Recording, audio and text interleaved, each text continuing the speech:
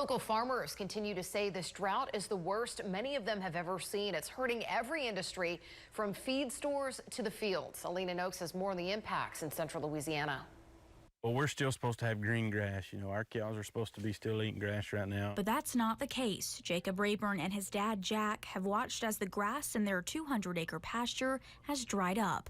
No grass growth means no hay gets cut, hurting the Rayburns' operation and especially those with livestock who don't make their own hay. Those kind of people that don't make it this year, those are the ones that are really having to sell, because the guys that make their hay also own animals like us.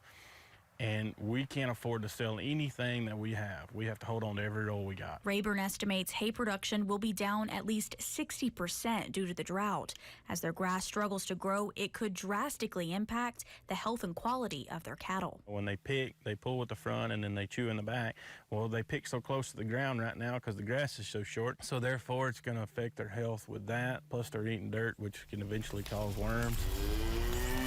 Luckily for the Rayburns, their longhorn steers are a southwestern breed, meaning their genetics fare well in drier climates. But that's not the case for every cattleman. Malnourishment is playing a big role with cattle quality, directly impacting how much money cattlemen pocket this season.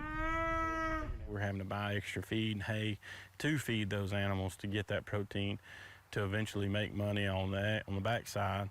But at that point, you're really not making a whole lot. You'd be lucky if you break even, and this year it's not looking like that's going to happen. The drought will have a domino effect in every industry for years ahead, as cattlemen are forced to figure out ways to provide for their families, which may cost them their livelihood. We're fighting a double-edged sword on both sides of selling or not selling. If we don't sell, you know, we've got to find out some way to come up with our funding to produce the feed and the hay for our animals.